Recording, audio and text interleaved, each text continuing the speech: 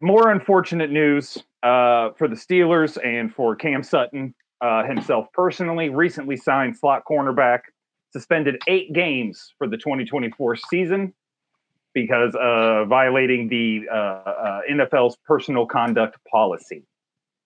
If you don't know, again, this is a football show. We're not getting into the mess. You tune into Oprah and all those shows to figure out the drama. We don't care about that. But you do have to bring up exactly why he did violate the personal conduct policy.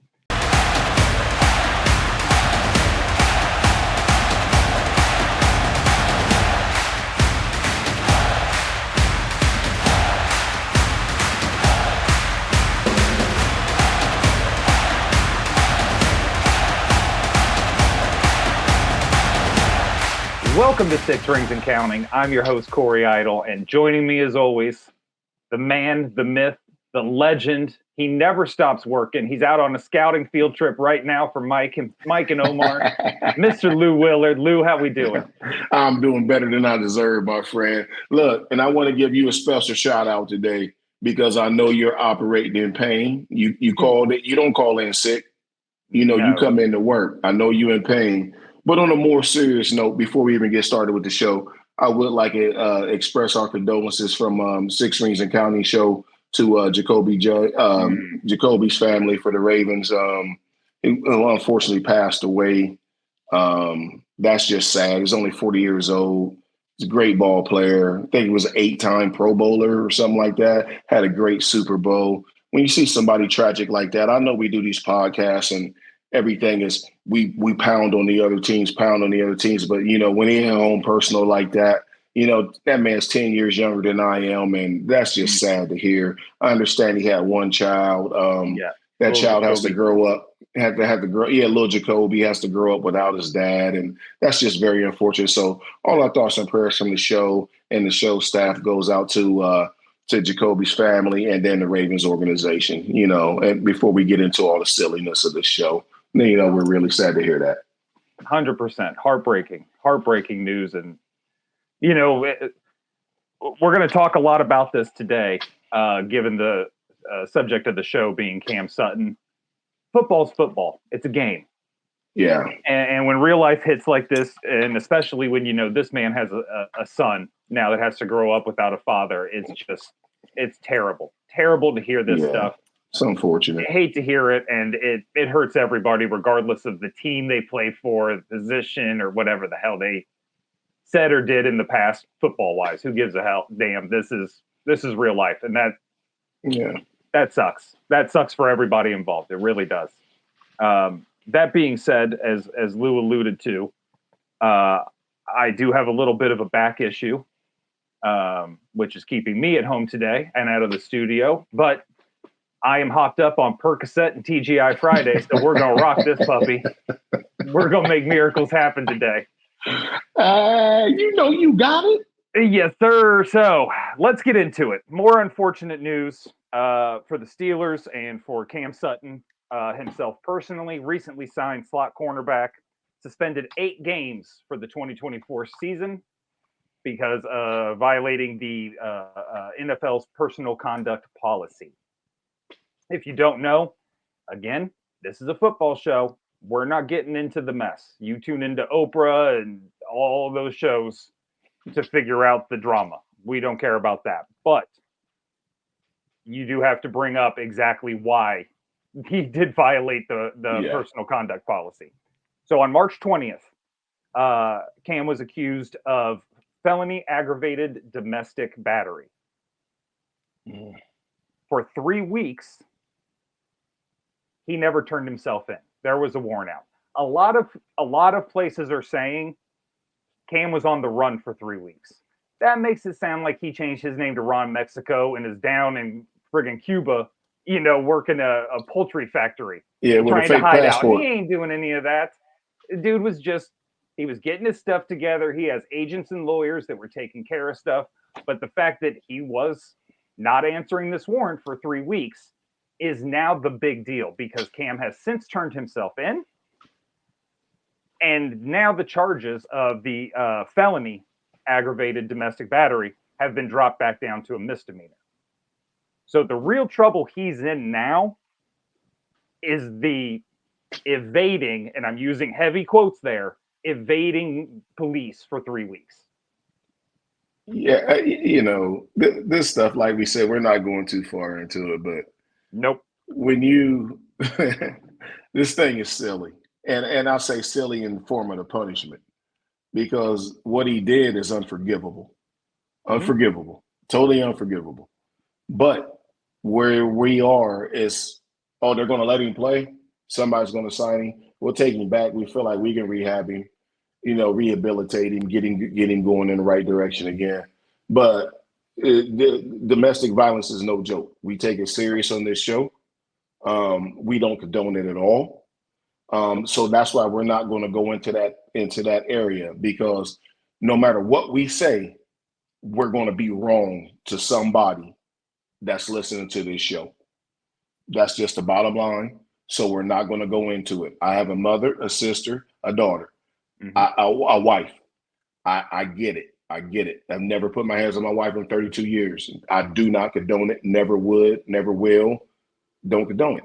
So, but we're here to just talk about football, people. Just talk about football. If y'all want to lambast us on that, that's fine too. That's what we're here for. We're putting ourselves out here for that. But we're not going down that train. That's all I will say about that situation. I am done with that situation as far as Cam goes. So we can talk about him from a football standpoint, and I'm more than willing to engage in that conversation. And that is exactly what we were going to do. And if I may put in shorthand, what I believe you were saying is we weren't in the room. We don't know Cam. We don't know the woman involved.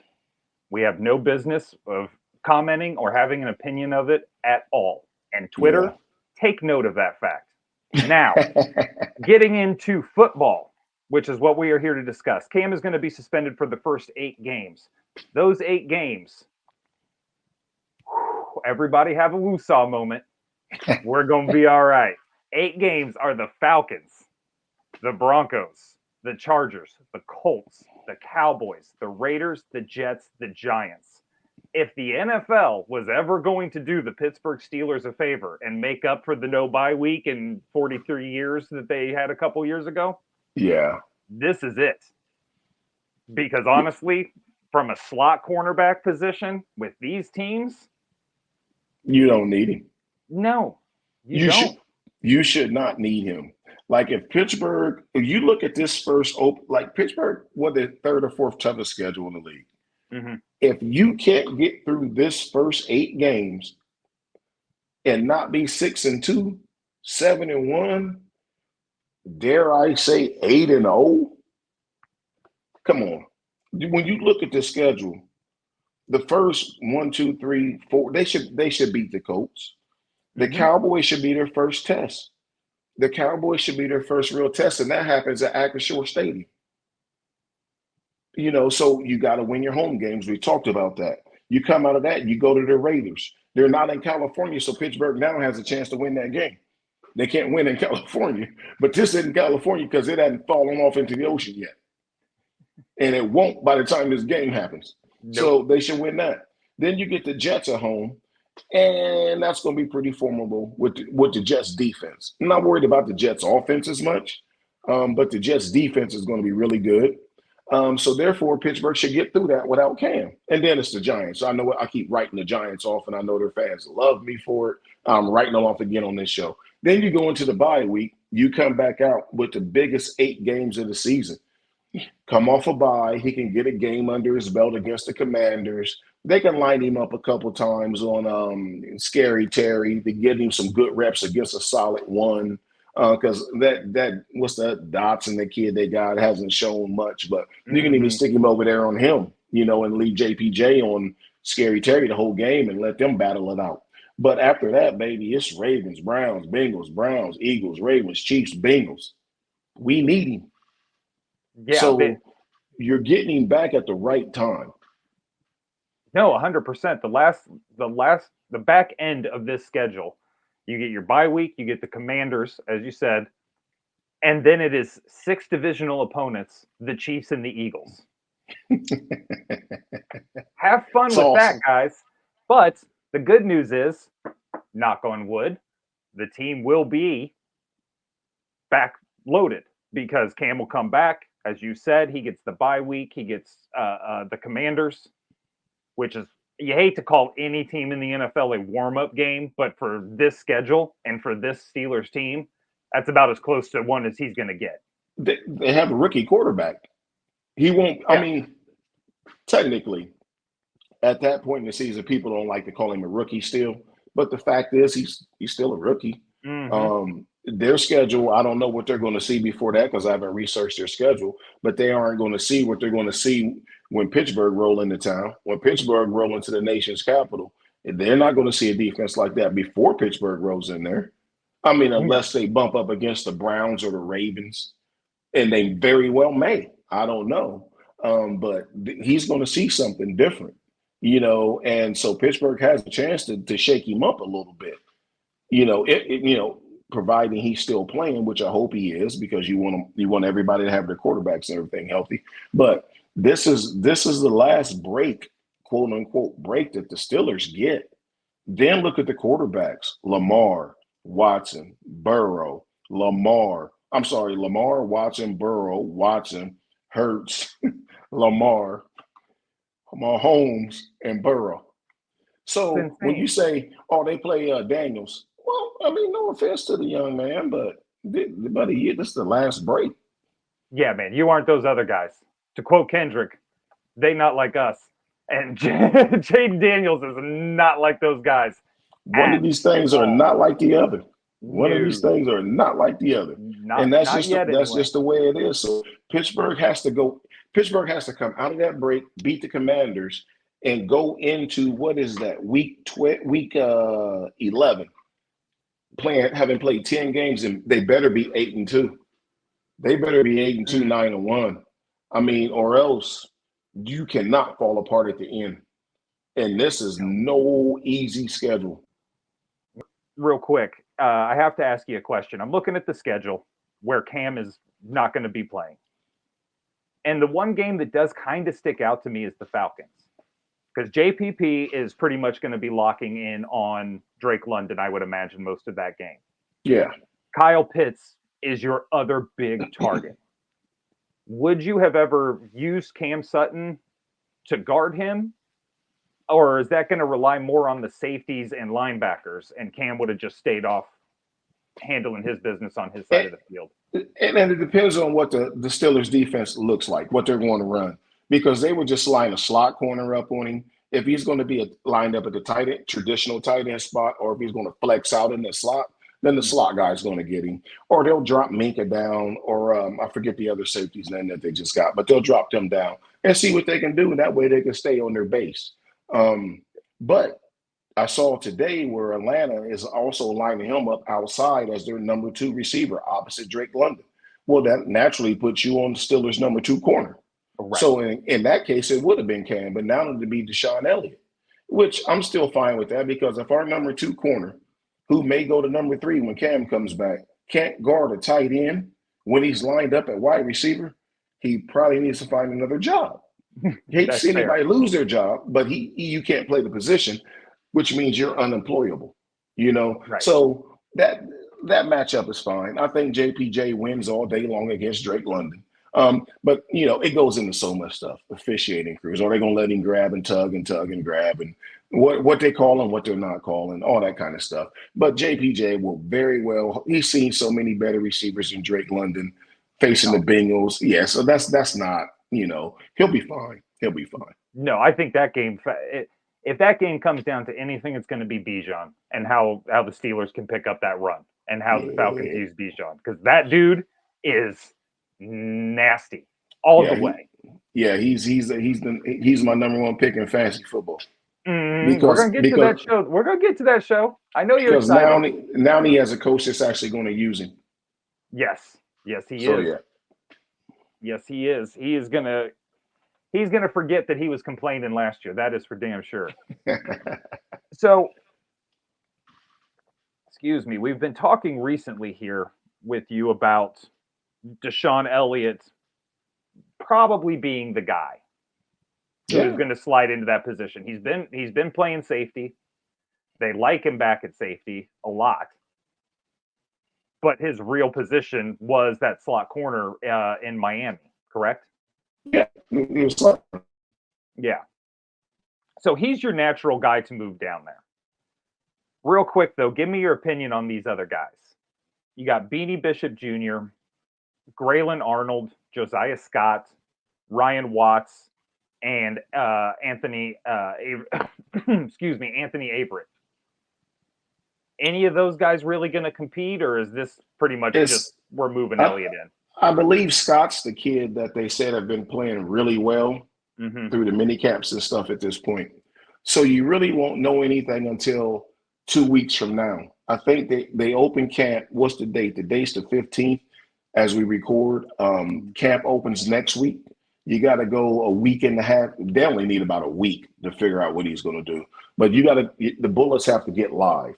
If he still plays the way he's played through the OTAs, the mini camps, and all that other voluntary stuff, and he's still playing like that, then the kid's going to get a chance to play. Because Pittsburgh doesn't care where you get drafted. Ask Jaylen Warren, undrafted free agent. Can you play? They don't care where you get drafted or how you got there.